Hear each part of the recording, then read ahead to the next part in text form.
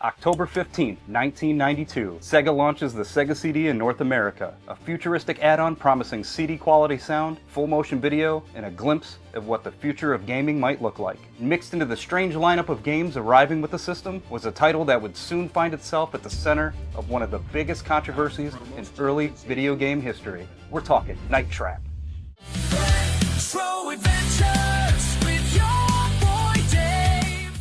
But before we start, I have to say this. Night Trap is one of those games you either absolutely love or you completely hate. And honestly, either reaction is completely fair. I'm not here to convince you it's some hidden masterpiece. This episode is about looking at the history, the creativity, and the wild story behind how this game came to exist. And that story actually didn't start in 1992. It started back in the mid-80s following the great video game crash, and a man named Tom Zito. Tom's background was actually in film. He studied at NYU's film program where one of his instructors happened to be Martin Scorsese. But instead of going straight into filmmaking, he built a career as a journalist and music critic, contributing to publications like The Washington Post, Rolling Stone, and The New Yorker. And it was during his time as a writer that a routine assignment would end up changing the course of his life. In 1984, The New Yorker sent him to interview Nolan Bushnell, the legendary founder of Atari, for a magazine profile. The interview went so well that Bushnell invited him out to California to join his experimental tech company, Axlon. Now, Axlon wasn't making traditional video games, they were experimenting with futuristic toys, and one of the projects Zito helped launch was a robotic talking teddy bear called Edgy Bear. But his real passion was film, and in one weekend in 1985, something magical happened. He walked into a camera store in New York called Willoughby's and saw a crowd of kids gathered around a TV playing Super Mario Bros. On Nintendo's brand new system. These kids were completely locked in, fully immersed in those blocky, pixel-built worlds. The technology was primitive, but the engagement was incredible. And that moment led Tom Zito to a simple question. If kids were this captivated by games that look like that, then what would happen if games suddenly look like movies? Back at Axlon, Zito pitched the idea of a device that would sit between a VCR and a television, allowing players to interact with live-action video. And Bushnell liked the idea enough to let him explore it. The project was given a secret internal name, Nemo, which stood for Never Ever Mention Outside. And they meant it. The team was chasing an idea that barely existed yet, a live-action movie you could actually play. To bring this idea to life, Zito began assembling a team, starting with Steve Mayer, the legendary hardware architect who helped design the Atari 2600. And then came Rob Fulop, a software powerhouse behind hits like the Atari 2600 version of Missile Command and 1982's Demon Attack. Eventually, the team discovered something promising, a graphics chip used in the ColecoVision that could overlay simple game elements on top of video footage. But the real challenge wasn't the visuals, it was the logic. Movies play straight through while games need to branch. So Mayer and the engineering team built a prototype system using specially indexed VHS tapes, allowing it to jump between specific moments in the footage based on the player's choices. The technology was rough and nowhere near consumer ready, but in a lab, one thing became clear. Interactive video was possible. But proving a concept in a lab and turning it into a real product are two very different things. Zito estimated he'd need around $7 million to make it happen. Axlon didn't have that kind of money, and Bushnell reportedly told him, "That's a lot of money, Tom. You better go find it." After Nolan Bushnell declined to fund the project internally, Tom Zito was forced to look elsewhere. He pitched the technology to several major companies, but it was Hasbro, the toy giant, that showed the most genuine interest. However, Hasbro's executives were cautious. The technology was impressive, but Zito still needed a working demo to prove it could actually be a game. To make that happen, Rob Fulop reached out to a trusted contact, his neighbor, James Riley. At the time, Riley was a writer and director already working with Nolan Bushnell, developing interactive retail kiosks. He wasn't making games yet, but he had a unique talent. He knew how to tell stories that branched and reacted to user choices, making him the perfect creative partner to finally unlock the potential of the Nemo hardware. Tasked with creating a proof of concept for Hasbro, Fulop and Riley went looking for a structure.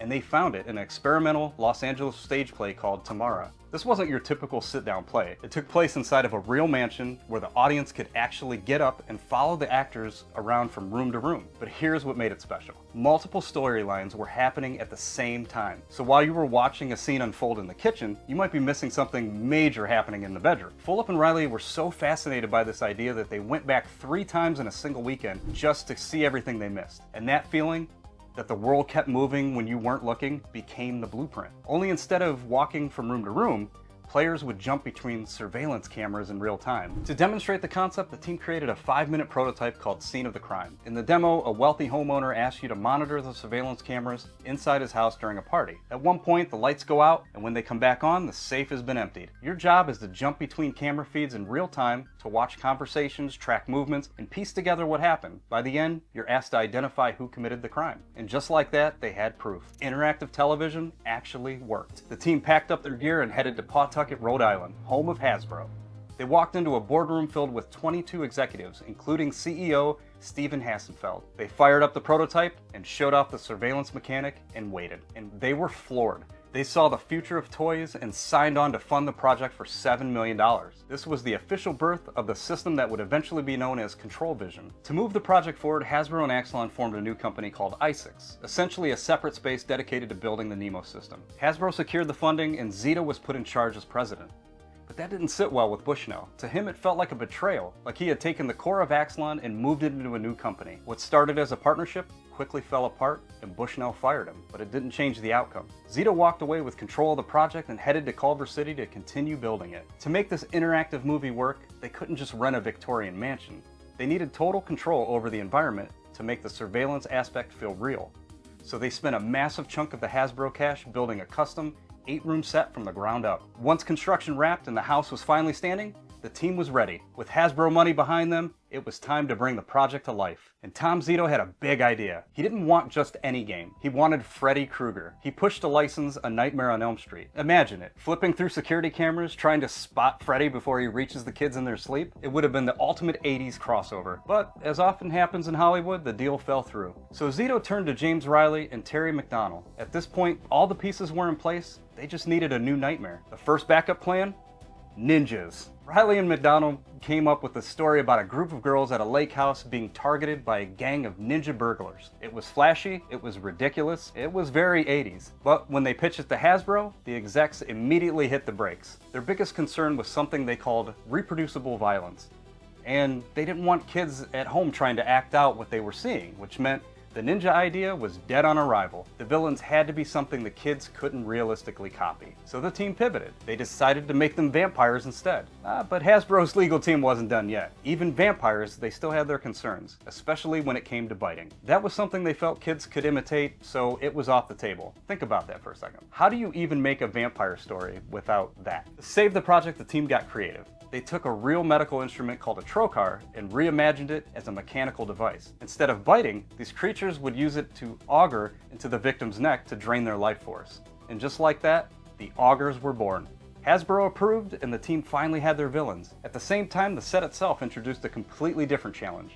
It was built with real practical trapdoors, and the stunt performers had to hit them precisely to fall safely. To make that work, they developed this stiff-legged, hunched-over rhythmic shuffle. It wasn't a creative choice. It was a safety measure. The performers needed the exact posture to stay balanced and land correctly when dropping through the traps built into the stage. That bizarre movement became the official way for the villains to get around, known on set as the Aug Walk. It's one of those classic happy accidents where a practical limitation gave us one of the weirdest, most memorable walks in gaming history. With the villains established and the Aug Walk perfected, it was time to hire the cast. They actually managed to snag a household name, Dana Plato, formerly of Different Strokes. Having a legit TV star in a video game in 1987 was unheard of, and it really sold the illusion that you were playing a movie. But the real star might have been behind the camera.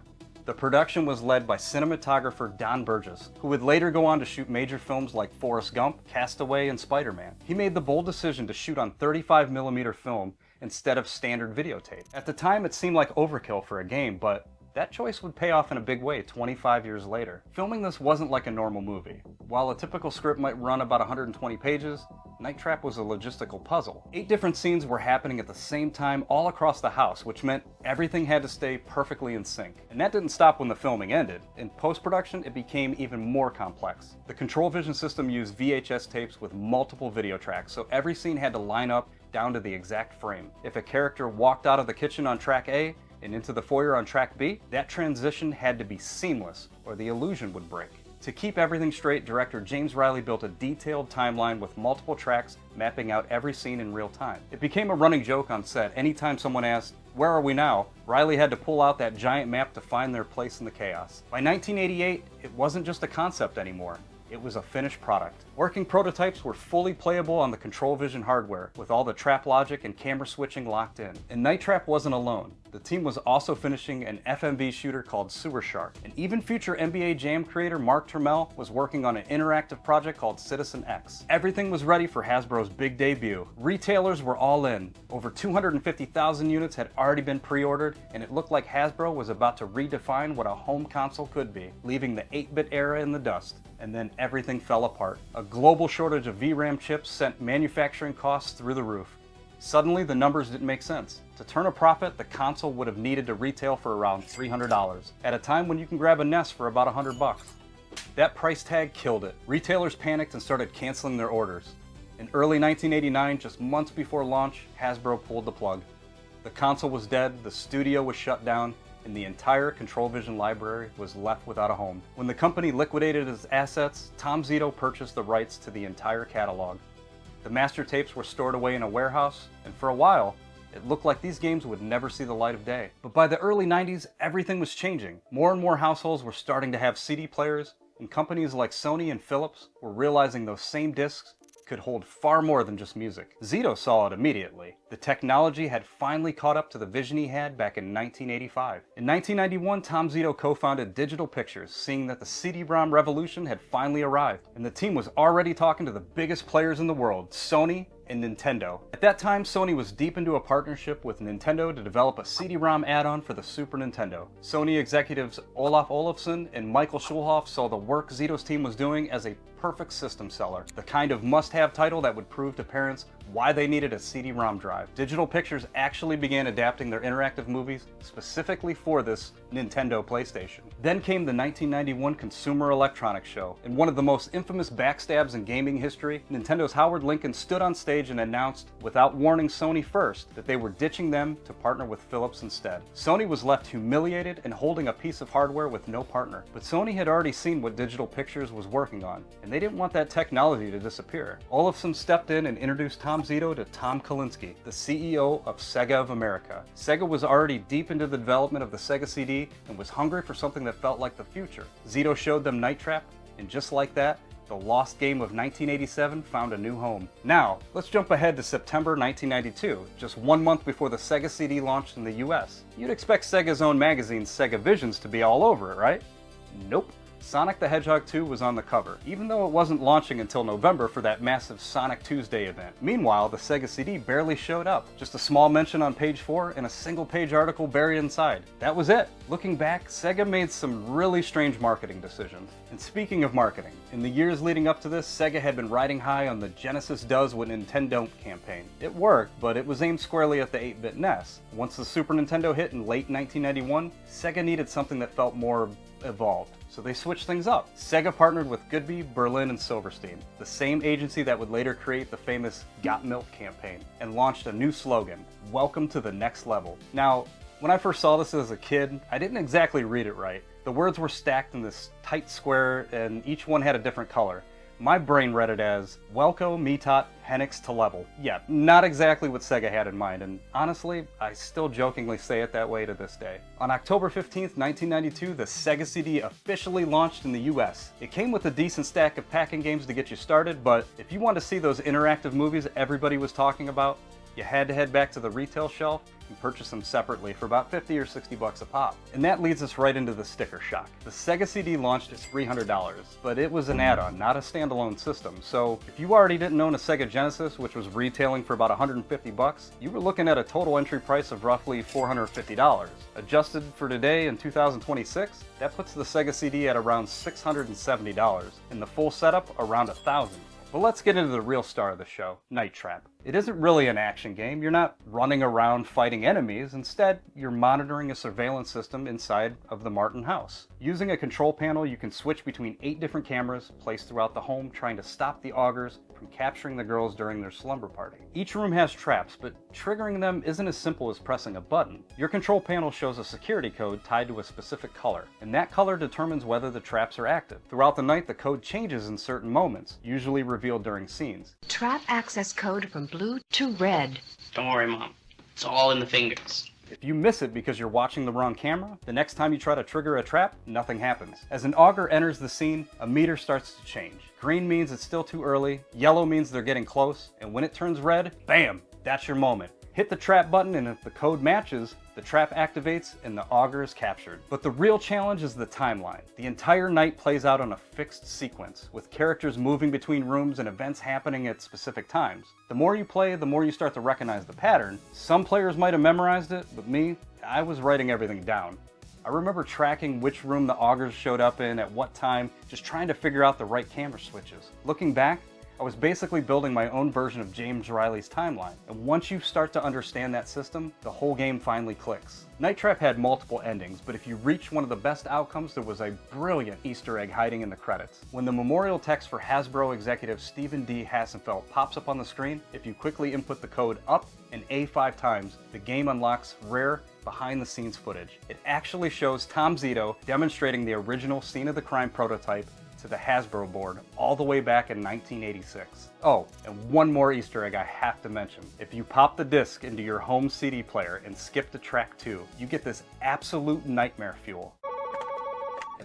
Good afternoon, Digital Pictures.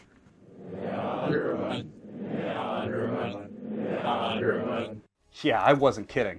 It sounds like something straight out of a horror flick, but that unsettling voice is actually reversed audio, and if you flip it around, it's repeating the phrase "number 9, which is strikingly similar to Revolution 9 from the Beatles' White Album, where that same phrase repeats over and over. Whether it was meant as a direct reference or not, the resemblance is hard to ignore. And Digital Pictures hid versions of this creepy little clip on several of their discs. As the calendar flipped to 1993, Sega's aggressive next-level marketing campaign shifted into maximum overdrive. This is when they dropped a commercial that burned itself into the brains of every kid who saw it. Hey! You still don't have a Sega CD? What are you waiting for, Nintendo to make one? You have seen the games, right? Wrong answer, man. Show 'em!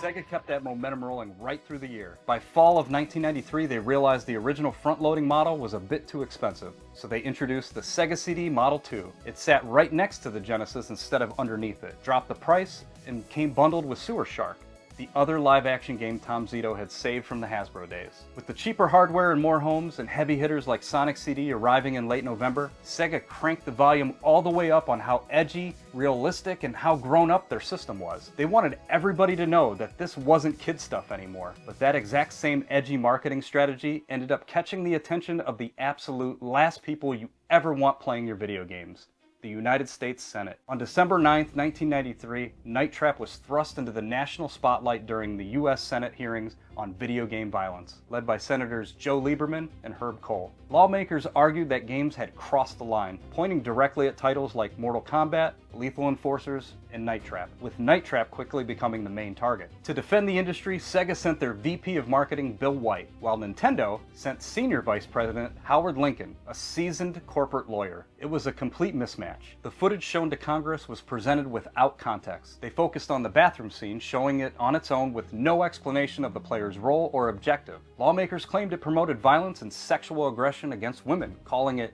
a sick, disgusting video game in my judgment. It's an effort to trap and kill women. But here's the irony. The player's actual role is to protect the women. You're the one stopping the attackers. But that part didn't matter in the hearing. Sega pointed out that they had already introduced their own rating system, the Video Game Rating Council.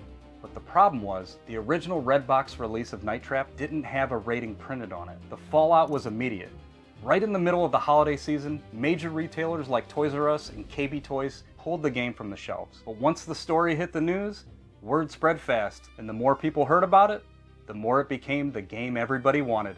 According to Tom Zito, sales surged in the weeks following the hearings, with tens of thousands of copies sold. The controversy also pushed the industry to take action. In 1994, it led directly to the creation of the ESRB, which is still used today. Sega eventually pulled Night Trap from production, but it later returned in a blue box with a clearly printed MA17 rating. And if you look online today, you can still find some original Red Box copies where retailers added their own MA17 stickers right on the shrink wrap, just to keep them on the shelves. Because it became so infamous, it eventually made its way to other platforms, including the Panasonic 3DO, PC, Mac, and the Sega 32X. If you played those versions, you might have noticed a few subtle changes. Since it was no longer exclusive to Sega, SCAT was renamed from Sega Control Attack Team to Special Control Attack Team, and the Sega controller was removed from the intro. The core of the game and the story stayed the same, they just stripped out all the Sega branding. For years, Night Trap faded into history. But remember earlier when I mentioned that cinematographer Don Burgess chose to shoot the game on 35mm film back in 1987? Because the footage wasn't shot on videotape,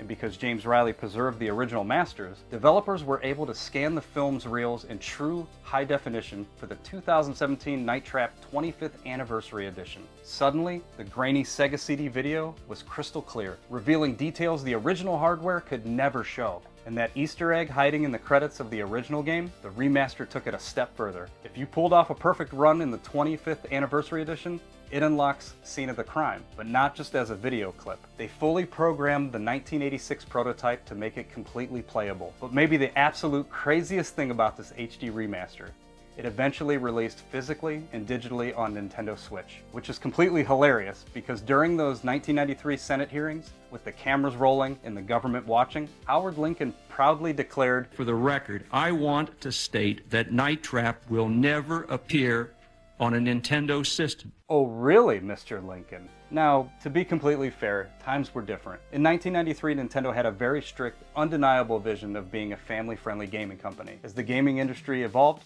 so did Nintendo. So this statement was entirely factual back then, but it's still wildly ironic to see it actually happen decades later despite his absolute claim. But while Night Trap was introducing players to the strange new world of interactive movies and ticking off the US government, the rest of pop culture in late October of 1992 had its own unforgettable moments. And that brings us to the Retro Adventures with Dave starter pack. If you turned on the radio, the #1 song on the Billboard charts was Boyz II Men, End of the Road. It stayed at #1 for a record-breaking 13 weeks. Back in middle school, Boyz II Men had you feeling emotions you had not earned yet. It didn't matter that we were just teenagers. Those songs had a way of making us feel like we were either about to get married or going through a messy divorce. But here's the craziest part about that song. If you try to remember what album it was on, you might experience a weird Mandela effect. A lot of people remember it being on their second album too. You know, the one with the blue cover, but it's nowhere on that track list. End of the Road actually debuted on the soundtrack for Eddie Murphy's movie Boomerang. It became such a massive hit that Motown eventually tacked it onto the 1993 re-release of their first album, Cooley High Harmony. Over in the movie aisle, the VHS release I was all over hit the shelves on October 21st, Batman Returns. Man, I love the 1989 original, but Returns was my favorite. It had that iconic Danny Elfman score, Michelle Pfeiffer's Catwoman, and Danny DeVito's terrifying Penguin, which actually helped the film score Oscar nominations for Best Makeup and Best Visual Effects. I saw Batman Returns in the theater with a girl, and it happened to be my first official kiss ever. When my dad and his girlfriend picked us up after the movie, his girlfriend turned around from the front seat and asked, "So how'd you guys make out?" Looking back as an adult, she knew what she was doing with that question. For snacks, Butterfinger BBs were just entering the picture. They launched right in this window with the first commercial airing on November 3rd featuring Bart Simpson's Devil and Angel debating whether to eat them all or share. Over the years, the Butterfinger brand was eventually sold off to Ferrero, who changed the classic candy formula, but long before that, around 2006, Butterfinger BBs were tragically discontinued. It was a genius idea for candy and they need to bring them back. And for the craze of that specific moment, hitting the arcades on October 8th was Mortal Kombat, which is incredibly ironic considering it would end up sitting right next to Night Trap in those Senate hearings just a year later. I remember hearing the rumors about this game when it released, but I didn't actually see a cabinet in person until the summer of 1993. We had an awesome amusement park about a half hour from my house called Jogga Lake. I remember riding the double loop, and right near the exit was the Gold Rush Saloon, complete with swinging doors. And that's where I saw it. I immediately pumped my quarters and started mashing buttons. I didn't know the special moves, and I definitely didn't know the fatalities. I wish I could say the same for the kid playing against me. He wrecked me with Raiden and finished it with a fatality. I was just trying to survive while this kid clearly knew exactly what he was doing. What an incredible game that has truly stood the test of time. Now it's time for my personal story. For me, the Sega CD became something more personal at the exact end of October. Earlier, I talked about how expensive the Sega CD was at launch, and stores usually only had playable kiosks for the Super Nintendo and the Genesis, and maybe a TurboGrafx if you were lucky, but the lack of retail presence made the Sega CD feel like this mythical piece of hardware that you'd only see in magazines or on TV. You just knew you were never going to get one. Luckily, Some of us had that one friend who seemed to have everything on the exact day it came out. Back in middle school, I had a friend named Terry. The rumor going around school was that his dad had won the lottery with a couple of coworkers, which explained why Terry always had the latest and greatest stuff. He actually got the Sega CD on launch day, and the second he mentioned that at school, I knew I needed to get over his house. I remember the exact day I finally went over, October 30th, 1992. And the only reason I know that exact date is because Terry had just picked up the VHS release of Beauty and the Beast, which officially launched in the US on that exact same day. Terry had a setup that I was incredibly jealous of. It was basically his own private apartment inside his house. You'd walk up these steps to a loft area that had a guest bed for sleepovers, and his main bedroom was attached right off of that. We walked up the steps to the loft, and there it was. I couldn't believe my eyes. He started showing me the pack-in games, Soul Feast, Sherlock Holmes, and that weird rock paintings disc. But the last game he put in the tray was Night Trap. Right around that exact moment, Terry's girlfriend got dropped off at the house. They went into his bedroom and shut the door, and I stayed out in the loft playing Night Trap. I had absolutely no idea what I was doing, and I didn't care. I felt like I was playing the future of gaming. Night Trap left a mark on me, and the way I see it, had I never seen that game running in Terry's loft, I might never have wanted a Sega CD, and I would have missed out on the incredible library the system would eventually offer. And that's going to wrap up this episode of Retro Adventures with Dave. Every episode gets its own custom starter pack t-shirt to capture that moment in time. For this one, the October 15th, 1992 starter pack tee features parody versions of today's game and all 4 pop culture items we talked about. You can grab one by hitting the link in the description. There's also a brand new custom song for this episode, so go check out Stuck in the Night Trap, which I pieced together a full video with scenes from the game. If you enjoyed visiting the past with me, hit that subscribe button and the bell so you get notified anytime I drop new content. Then most importantly, head to the comments to share your memories of Night Trap or anything else I talked about on today's episode. Thanks for watching, everyone, and I'll see you in the next Retro Adventures. Retro Adventures with your boy Dave.